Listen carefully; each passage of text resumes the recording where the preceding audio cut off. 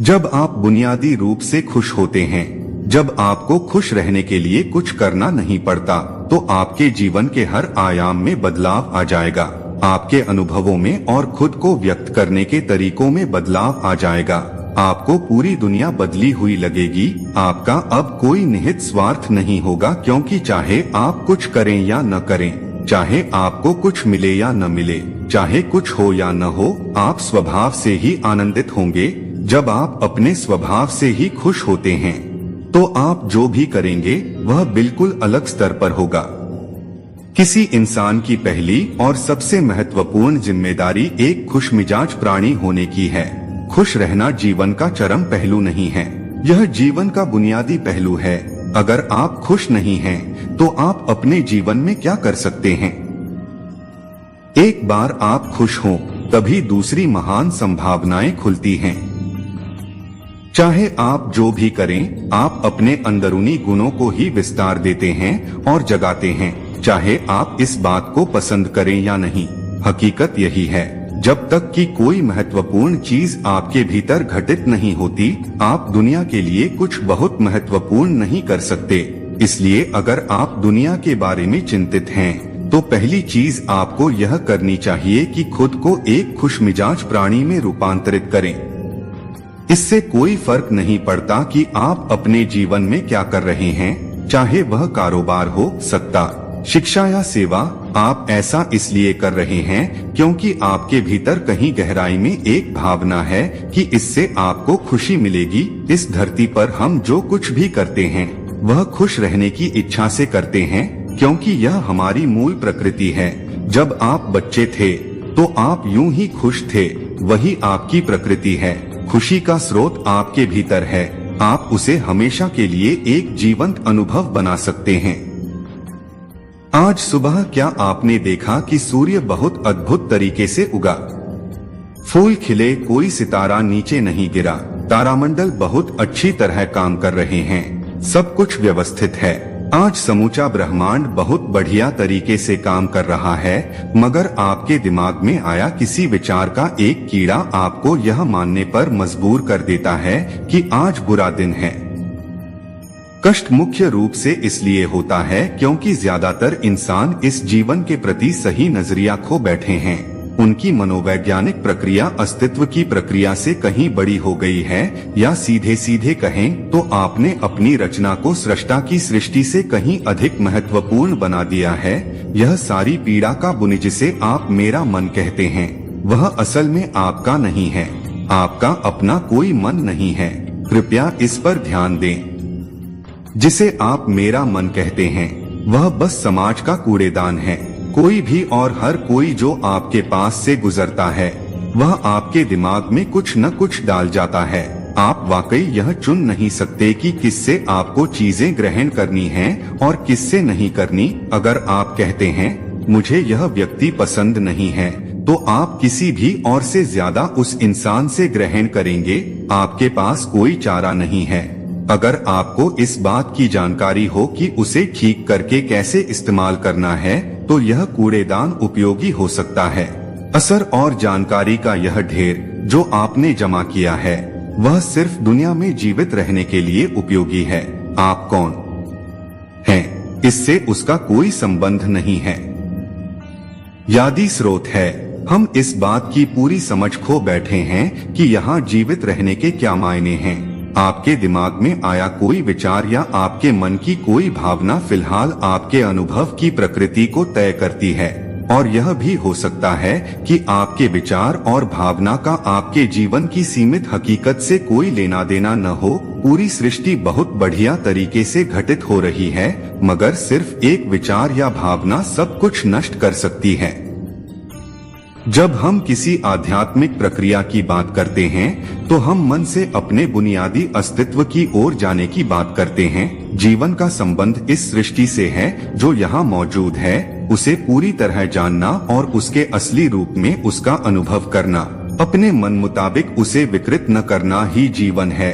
अगर आप अस्तित्व की हकीकत की ओर बढ़ना चाहते हैं, तो सरल शब्दों में आपको बस इस बात का ध्यान रखना होगा कि जो आप सोचते हैं वह महत्वपूर्ण नहीं है। जो आप महसूस करते हैं वह महत्वपूर्ण नहीं है।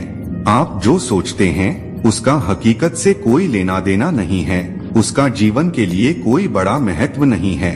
मन बस उन फालतू चीजों में उलझा रहता है जो आपने कहीं और से इकट्ठा किया है।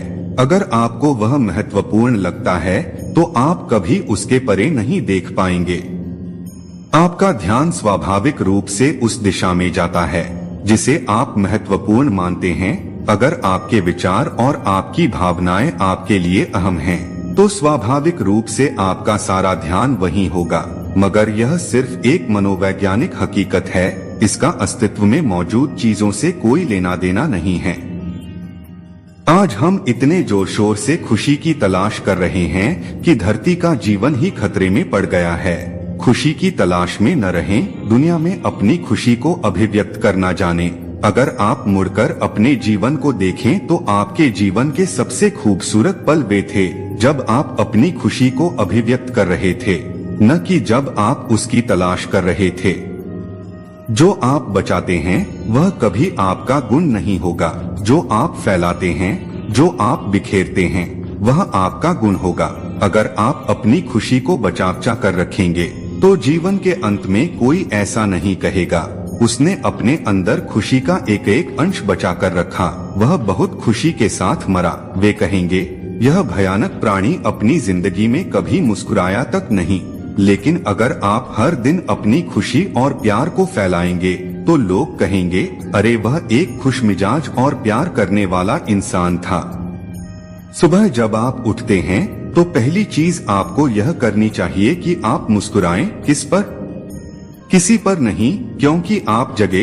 यह कोई छोटी बात नहीं है।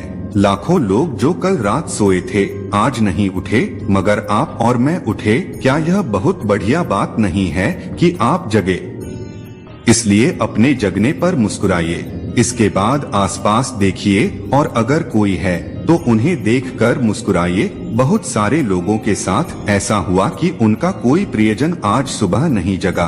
आपको जो भी लोग प्यारे हैं वे जगे। वाह, यह तो बहुत अच्छा दिन है न? फिर बाहर जाइए और पेड़ों को देखिए, वे भी पिछली रात को नष्ट नहीं हुए। बहुत से लोगों को यह अजीब लग सकता है, मगर आपको इसका महत्व तब पता चलेगा जब आपका कोई प्रियजन सुबह नहीं उठेगा। इसका महत्व जानने के लिए तब तक का इंतजार न करें। यह कोई अजीब या हंसने वाली बात नहीं है।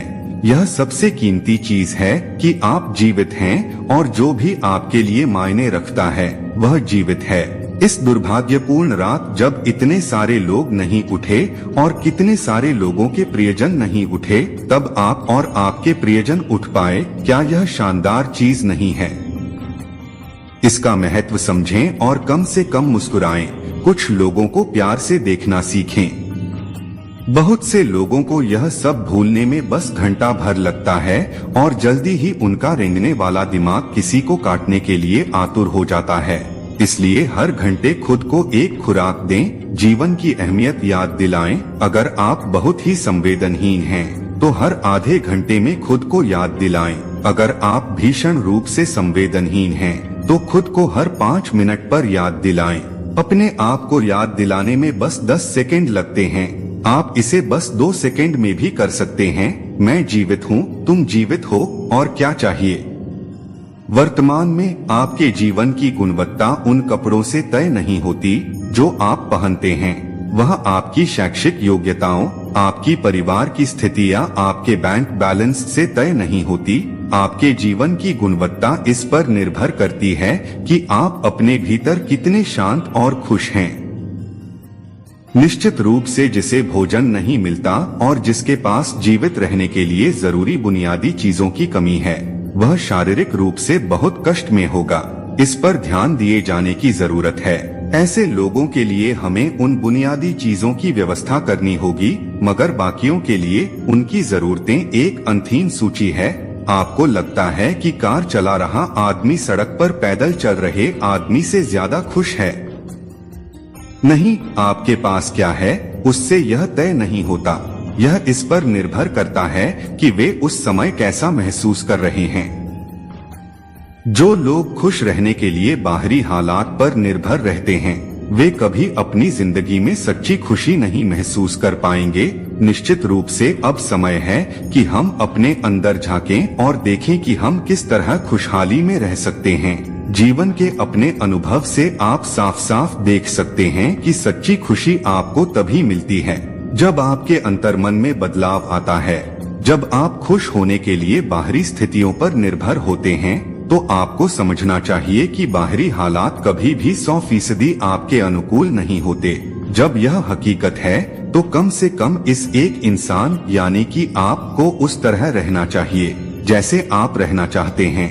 अगर आप अपने अंदर उस तरह होते हैं जिस रूप में आप खुद को रखना चाहते हैं तो आप कुदरती तौर पर खुश होंगे। यह कोई ऐसी चीज नहीं है जिसे आपको खोजना पड़े। अगर आप अपनी मूल प्रकृति में वापस चले जाते हैं तो आप सिर्फ खुश ही रहेंगे।